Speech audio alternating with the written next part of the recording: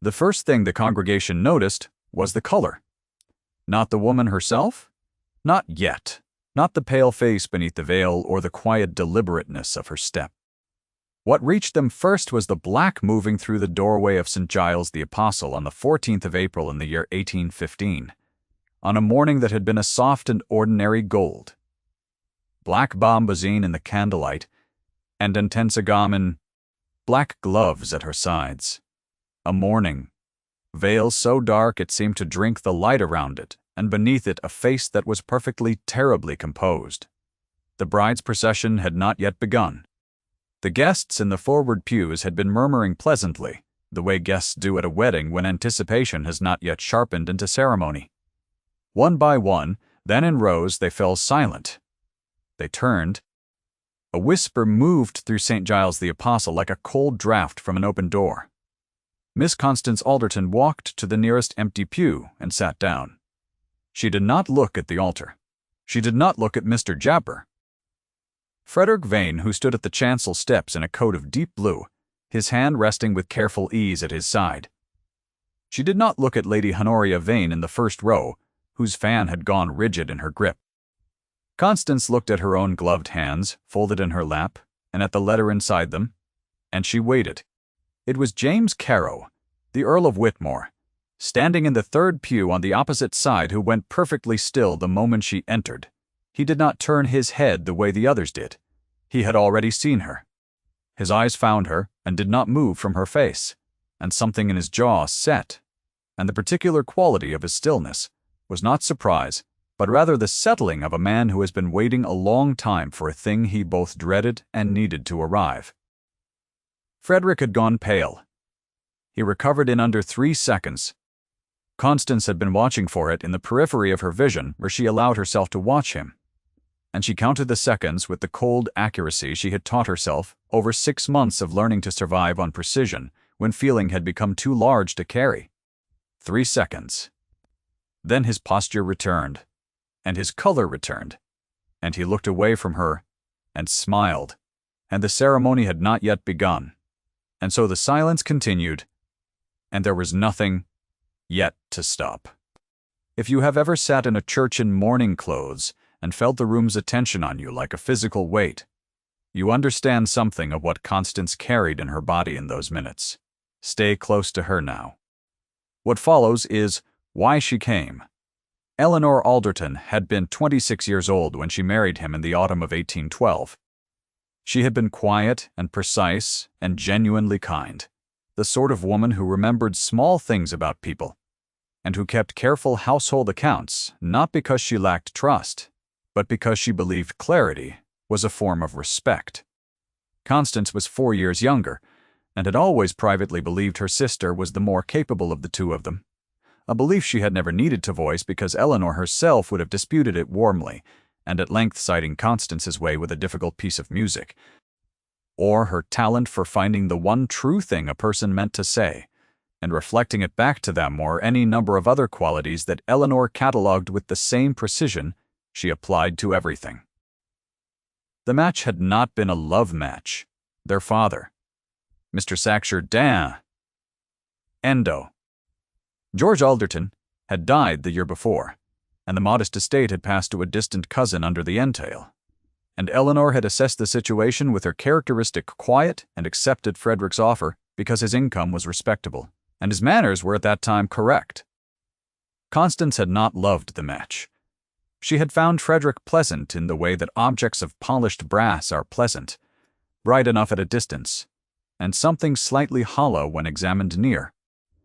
She had approved of her sister's calm handling of an impossible situation, and she had visited Vane House as often as Eleanor welcomed her, which was, in the early months, often enough to reassure her.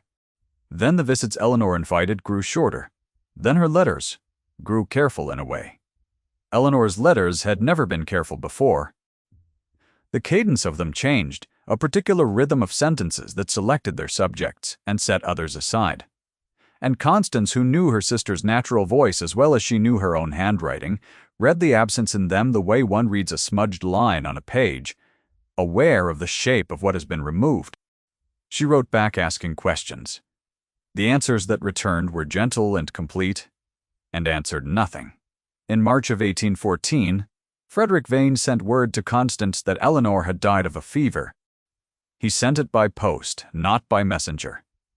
The letter reached Constance on a Thursday.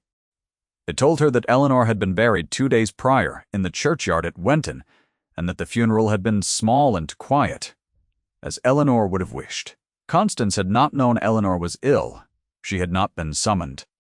She had not been told there was a fever, or a physician, or any cause for alarm. She had received the last of Eleanor's careful letters in October of 1813, and then silence, and then, in March, death. She had accepted it, and she was not proud of this in the months that came after. She had been grieving, and grief is not a condition that produces careful inquiry. She had been the person who received the news at a distance, without witness, without a body to sit beside or a grave to stand at, and so the grief itself had been strange and formless, an empty space where Eleanor had been, and she had moved around it the way one moves around furniture rearranged in a familiar room, carefully, in the dark. It was a date that broke her open. Constance had gone to the churchyard at Wenton in September of 1814, 6 months after Frederick's letter. 6 months of compressed grief that had slowly begun to feel like something else. She had stood at the stone and read the inscription. The date carved there was the 9th of October, 1814. She stood in the churchyard at Wenton for a long time, without moving. Frederick had written to tell her that Eleanor died in March. The stone said October. 7 months later, she sat down on the churchyard grass in her good dress and placed her hand on the ground beside the stone, and she stayed there until the light went, because something enormous had arrived, and there was nowhere else to put it. A woman declared dead in March, a stone inscribed October.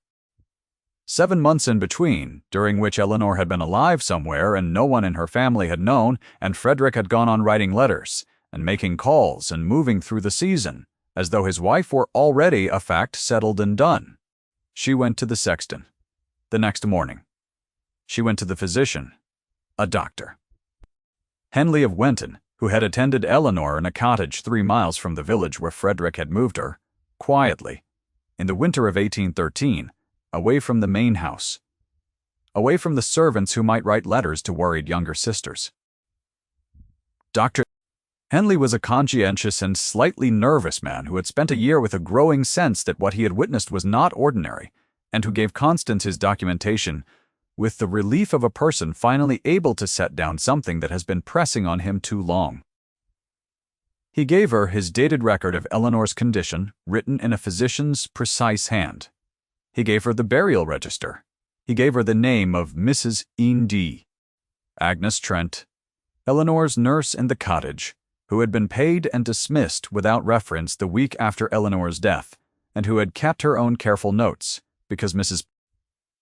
Trent was also a conscientious woman, and had understood that something was wrong, and had not known what to do about it until Constance appeared at her door in the village of Wenton, with her hands clasped and her eyes very clear. 7 months. Eleanor had lived 7 months past the date Frederick had declared her dead. She had lived in a country cottage with a nurse and a physician who was not permitted to write to her family. Probity. She had lived while Frederick, in London, had begun his formal courtship of the woman he intended to replace her with. She had lived through a spring and a summer, and the physician's record said she had been alert through much of it, which meant she had read, or thought, or looked out the window, at the garden of the cottage, and she had known, because Eleanor always knew, that she had been set aside. She had died in October of the illness Frederick had announced in March, as though the declaration itself had only been premature rather than a lie. The grief that returned to Constance in that period was not the grief she had known before. It was quieter and colder, and far more determined, and it produced in her a quality of focus she had not previously possessed, a narrowing of the world to a set of facts and what could be done with them. She had cried only once after Wenton, one evening in her room at her cousin's house, pressed against the cold wall beside the window, and it had been brief and very hard, and afterward she had felt something inside her settle into a shape that was useful rather than fluid, and she had gone back to Dr. Bling. Henley's letter. She had found him at the grave. Not at a drawing room or an assembly, or through any of the ordinary machinery of introduction. She had come to Eleanor's true grave on a gray November morning to leave a handful of late autumn flowers, the last of the season, small and pale in her gloved hands, and he had already been there, standing at the stone with his hat in his hand. And when she arrived, he had looked at her with the expression of a man who is not surprised and does not try to pretend otherwise. James Carow had known Eleanor briefly through mutual acquaintance with the late Mr. Alderton. He had attended the funeral that Frederick arranged in March of 1814, the quiet ceremony that buried no one, and something about the coldness of the occasion and the absence of Eleanor's family had lodged in him like a splinter he could not locate precisely enough to remove. He had, over the following months, been making his own quiet inquiries, not with the law, which would not move on suspicion, and required evidence in a form that courts would accept, with Mr. Ives of Ives and Saunders, a solicitor of the kind that is more useful than brilliant, methodical, and thorough, and possessed of the patience to follow a document trail across multiple counties without losing the thread. His brother Thomas had died in 1811, 20 years old, in a duel arranged around a falsified point of honor. The man who had arranged it had known precisely what he was doing and had understood that the law, moving as slowly as it does, would not arrive in time to prevent it. James had sat with that knowledge for 4 years. He had learned from it what could be done and what could not be done, and the distinction between the two had become the organizing principle of how he moved through the world. He could not undo what had been done to Thomas. He had watched the man at that cold funeral in March and understood, in his body, before he had organized it into thought, that here was a man who counted on exactly the same things the same man always counted on. The law's slowness, the family's grief, the world's willingness to accept a convenient story. He had not been willing. Standing at Eleanor's grave in November, he had looked at the late flowers in Constance's hands, and at the letter she was already holding out to him, because she had been coming to that grave for weeks and had begun to carry the letter with her, out of habit, out of the feeling that the letter required a witness, and she did not yet know who the witness would be. He said, his voice low, "I have the burial register," she said. "I have Dr. Henley's letter." They had stood in the cold churchyard in silence for a moment after that, and the gray November light had fallen equally on both of them, and Constance had been aware, in the particular way the body registers a change before the mind has named it, that she was not standing alone for the first time in a very long while. She had not permitted herself to think about what this meant. She had thought about Eleanor. She had thought about the letter, and the dates, and what could be done with them. Over the months that followed, they met 4 times in the offices of Mr. Ives, where the documents were kept in a locked case, and once in the garden of her cousin's house where Constance was staying, and once more at Eleanor's grave in February when the ground was still hard and their breath was visible in the cold air. At each meeting, James produced what Mr. Ives had gathered, and Constance produced what she had gathered, and together the shape of what he had done became cleaner and more terrible with each addition. James had been careful with her throughout. He had delivered information in the way he delivered everything, in short level sentences that contained the full weight of what they named without requiring her to brace against them, and she had understood that this was itself a kind of skill, and that it cost him something, though she could not have said precisely what. He had asked her once quietly, sitting across from her in the office of Mr. Ives, whether she was certain she wished to continue. She had looked at him steadily, and he had not asked again. There was a particular afternoon in February, in the offices of Mr. Ives, when Constance had sat across from the two of them with all the documents spread on the table between them, the physician's letter and the burial register, and Mrs. Trent's written account and the dates of the courtship correspondence, and she had seen for the first time the whole shape of it laid out in sequence. One document after another, each one covering a month, 2 months, and then another. And the things she had known in pieces became visible all at once as a single constructed act. Someone had decided at each of those junctures to do the next thing rather than the honest thing, the announcement, in March, rather than the truth, the cottage in the winter, rather than the physician's letter sent to the family. The courtship commenced before the announcement was even cold. Each step had required a decision. And someone had made it. She had sat in Mr. Ives's office with her hands folded on the table, and she had not looked away from the documents. She had one condition, and she had stated it plainly. When the moment came, it must come in public. Not in a solicitor's office. Not in a private letter. Not in the kind of quiet correction that could be quietly absorbed and outlasted. Frederick had arranged a private death for a living woman, a private announcement, a private burial that preceded the actual event by 7 months. The reckoning must be the same kind of thing in reverse, public witnessed and impossible to set aside. James had listened to this and had said, yes, just that. One short word, and then he had proceeded to arrange exactly what she had described, beginning with learning the date of the wedding. On the morning of the 14th of April, Constance had dressed herself with care. She had worn the black bombazine she had not ceased to wear since her second grief in November. She had pressed the black gloves flat on the washstand and drawn them on finger by finger and smoothed them at the wrist the way Eleanor had always smoothed her own gloves before going out. A small habitual gesture she had borrowed without intending to, and had not been able to stop since she noticed she was doing it.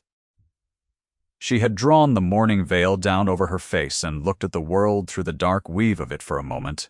The familiar room made strange and slightly simplified, the way grief itself simplifies a room, reducing it to what is essential and what is not. She had taken Dr. Henley's letter from the oilskin case in her writing desk. It was not a long letter. It was 12 lines of a physician's handwriting, precise and without sentiment, recording the name of his patient, the nature of her condition, the dates of his visits, and the date of her death. 12 lines. 7 months compressed into 12 lines of ink on paper, and the date at the bottom of it was the 17th of October, 1814. Written in the same hand as everything else, without drama, the way a physician records a fact. Say, that at. She folded it twice, and placed it inside her glove, pressed against her palm, and stood at the mirror for a moment longer than she needed to, looking at the woman there. She thought of nothing in particular. She was done with rehearsing. She had walked to St. Giles the Apostle through the April morning with the letter against her palm. At the church entrance she had encountered Mrs. Breeper. Kepley, a woman of her mother's acquaintance who had known Eleanor in earlier seasons and who had looked at Constance arriving at a stranger's wedding in full mourning, and said in a lowered voice to the woman beside her, "Good heavens! The grieving spinster!" How did she know to come today? Constance had heard it. She had walked past without altering her pace, and she had found an empty pew, and she had sat down. And now the wedding was beginning. The Reverend Mr. Desh, Aldous Pemberton, had taken his place. The organist had begun. Lady Philippa Austerley appeared at the back of the church on her father's arm, beautiful in ivory silk and a borrowed veil of Mechlin lace, and the congregation turned to receive her with the unified breath the congregations exhale at this particular moment. The breath that says, "We are gathered, we are ready." Lady Philippa walked past Constance's pew without looking at her. She was tall and fair and held herself with the particular posture of a woman who has been admired since childhood and has accepted admiration as the natural state of the world, rather than a commentary upon her. Constance watched her and felt something she had not expected to feel, which was a complicated sympathy. Lady Philippa had been told all her life that she was the correct choice. She had been told she was choosing correctly. None of what was about to happen had been of her making. Frederick watched his bride approach, and his expression was everything a bridegroom's expression ought to be, and Constance watched him with the cold attention she had been practicing for months, and saw beneath the correct surface of it the single adjustment he made the moment he was certain his bride had not registered the woman in black. The loosening of one muscle at the corner of his eye. A breath released. He believed himself, even now, to be the kind of man who recovers. Lady Honoria Vane, in the first row, had turned twice, to look at Constance before the service opened. The second time she had murmured something to the woman beside her, and the woman had glanced at Constance with the particular expression that mixes pity with reproach. Constance had grown accustomed to that expression. She had stopped flinching at it somewhere around January. The letter was warm in her hands through her gloves. The Reverend Mr. Pemberton began.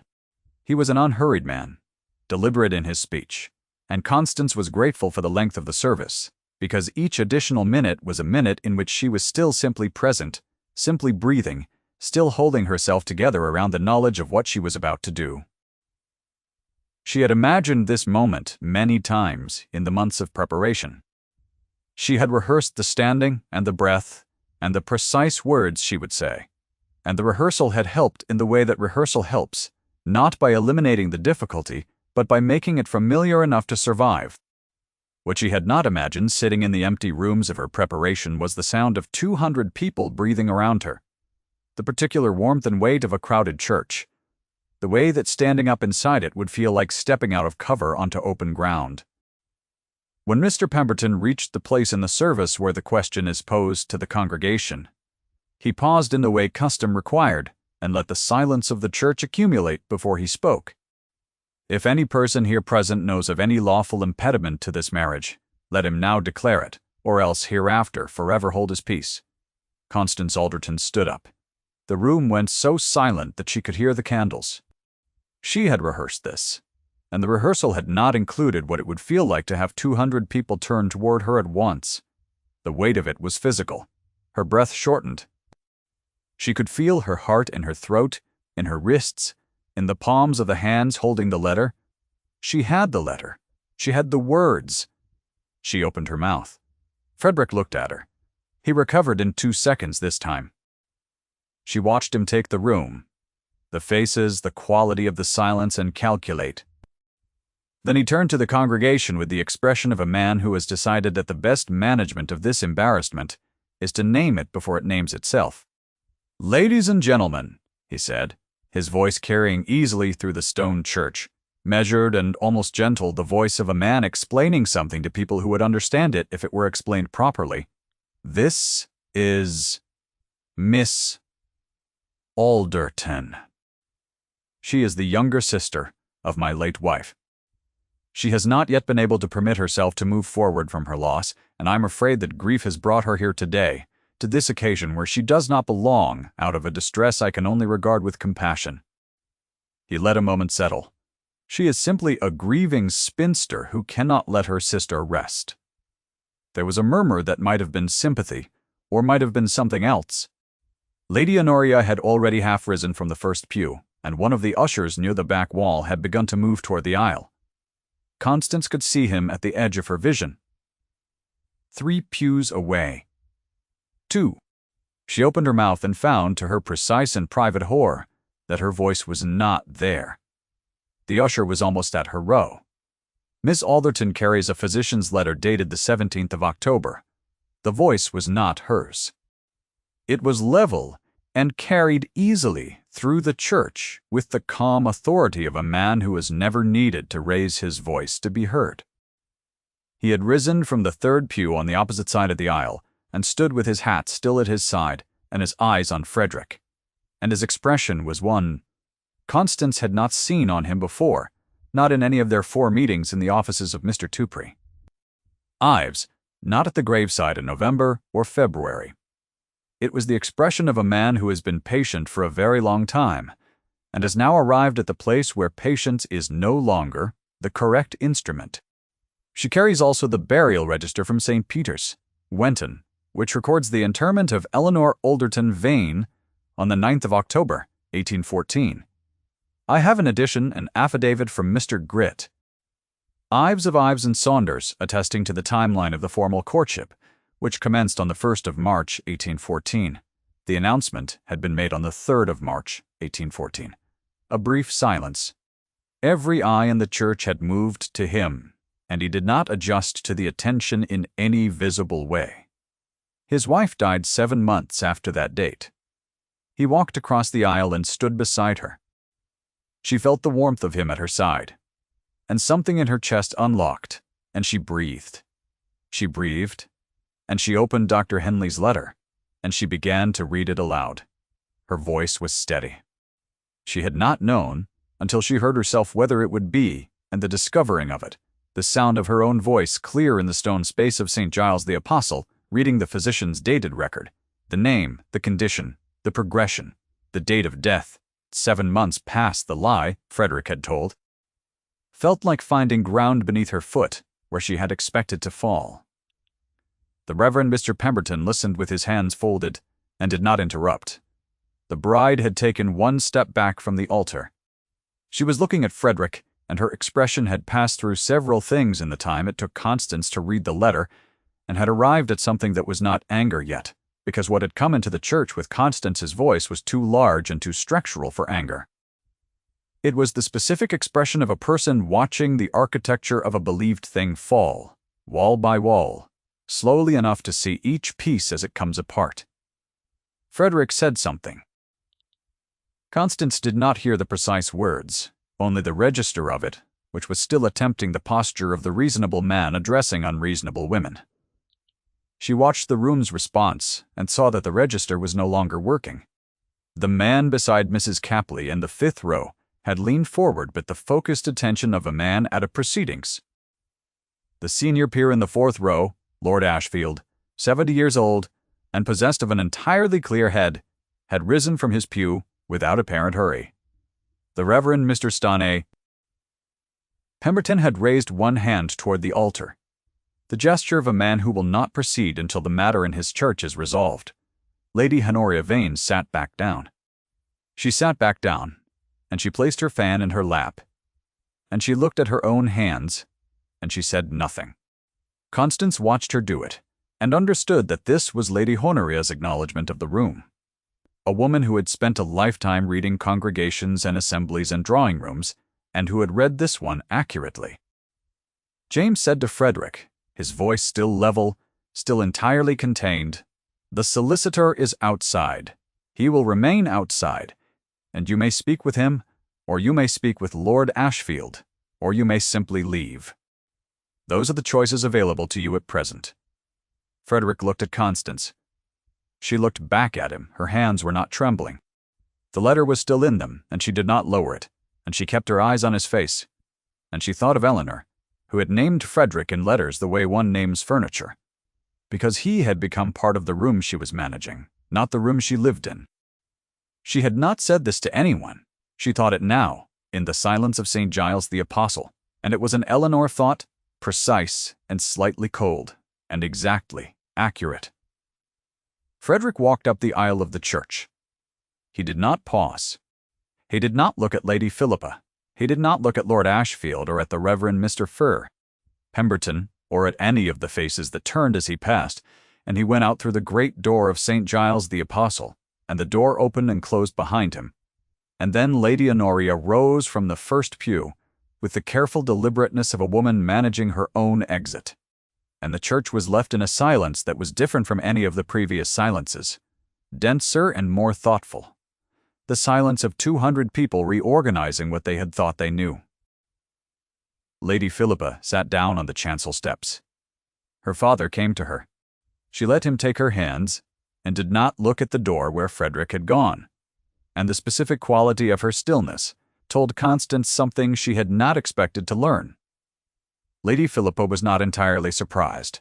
Not entirely. That perhaps beneath the correct surface of the courtship, and the agreement and the preparations, and the mourning itself, something in her had known that the architecture was borrowed from elsewhere, and had not examined too closely the foundation it rested on. The Reverend Mr. Pemberton said simply that he would close the service, and that the church would remain open, and that he was available to those who wished to speak with him. And then he said nothing else, which was the most useful thing he could have done. Constance's hands had begun to tremble. She noticed it as a fact, at a remove, the way one notices weather through glass, and she folded the letter carefully and held it between both palms so the trembling would not be visible. James was still beside her. He had not moved from her side since he crossed the aisle, and she was aware of him in the way she had been aware of him since November, a specific gravity, a presence that did not announce itself but was simply there, occupying its place in the room without requiring acknowledgement. "Can you walk?" he said, She looked at him. It was a short sentence, and it meant several things, and she understood all of them. "Yes," she said. They walked out of the church together into the April morning. The light was still gold, the same gold it had been when she arrived, utterly indifferent to what had taken place inside, as light is indifferent to human proceedings, and Constance stood on the steps of St. Giles the Apostle and breathed the air, which smelled of spring and stone and the faint green of the churchyard grass. And she did not try to speak. Immediately the letter was in her hand, and a small wind from across the square made it flutter, and she held it tighter. She thought of Eleanor. She thought the name the way one says it in the privacy of one's own mind, when there is no one else to say it to, no occasion adequate to it, no ceremony that fits the private enormity of the loss.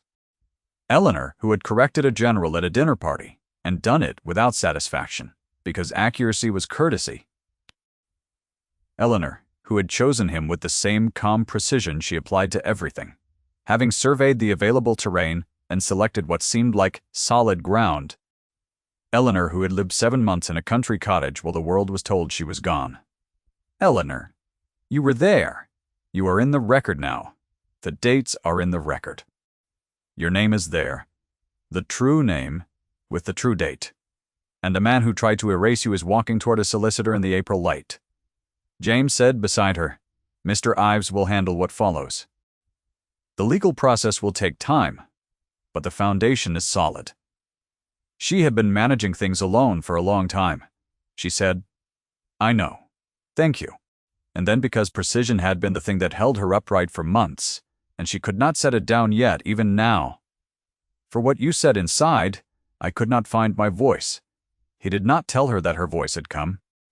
He did not offer reassurance of the kind that papers over the difficult thing. He said, "You found it.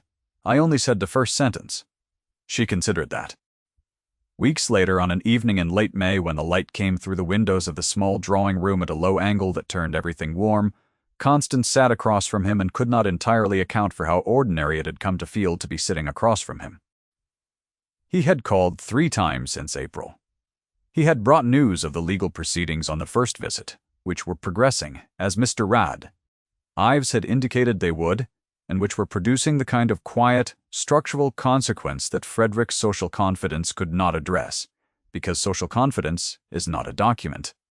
He had brought on the second visit a small book of verse that he set on the table with no comment, and which Constance had found there afterward, and taken to her room, and read over several evenings, not for comfort exactly, but for company.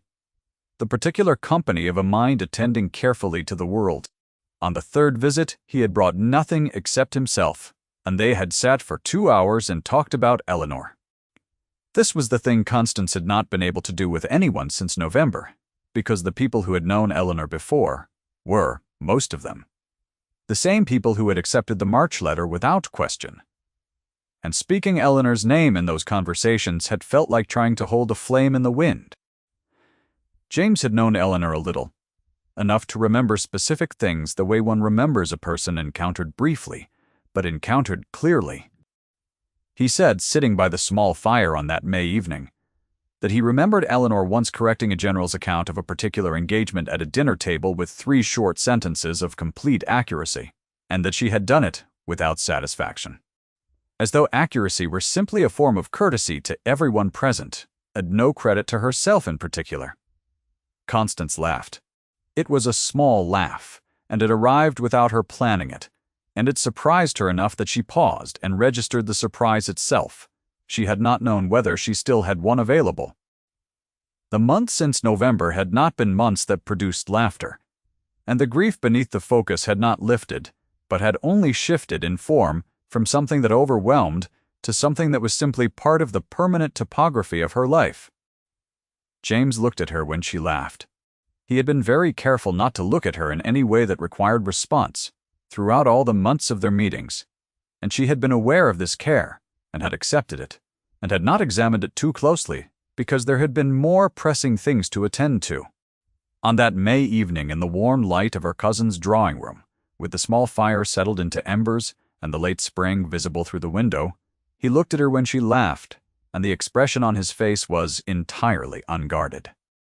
It was not performed warmth, not the attentive mask of a man managing an impression. It was the expression of a man who has been very patient and very careful, and who has now permitted himself, quietly, one honest thing. He said after a moment, "I should like to continue calling." The words were short and level and specific, the way all his sentences were, and they contained what they contained without ornamentation. And she sat with them for a moment before answering. She looked at the fire, which had gone to a low orange glow. She looked at her own hands resting in her lap, which were not trembling, and had not trembled since the steps of St. Giles the Apostle. She looked at the small portrait of Eleanor on the mantel. Her sister's painted face turned slightly toward the window in the way Eleanor herself had always turned toward windows when she was thinking, as though the light outside were a more reliable source of information than the room. She thought Eleanor would have liked him.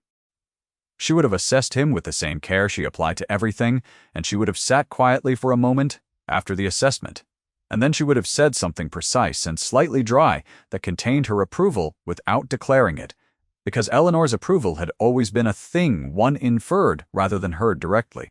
"Yes," Constance said, "I should like that." The physician's letter was in her writing desk, lodged in the oilskin case alongside Mr. Ives' copies and the burial register, and Lord Ashfield's confirming letter. She did not need to take it out anymore. It was not a thing she needed to carry in her hands, the way she had carried it for months, through November and February, and across the stone floor of St. Giles the Apostle. She had set it down in front of 200 witnesses, and Eleanor's name was in the public record, the true dates inscribed in the place where dates are kept, and the truth did not require carrying any longer. It simply was. Outside the window, the last of the May evening was going to the deep blue that comes before dark, and the first of the garden's roses were open on the sill, small and pale, and entirely indifferent to the months that had been required to arrive at this particular hour. He sat in the chair by the fire, and said nothing more. Constance sat across from him, and the portrait of Eleanor caught the last of the firelight on the mantel, and the room held them both in the ordinary warmth of a May evening, and the world outside continued in its season. She breathed, and it was enough. And she was not alone.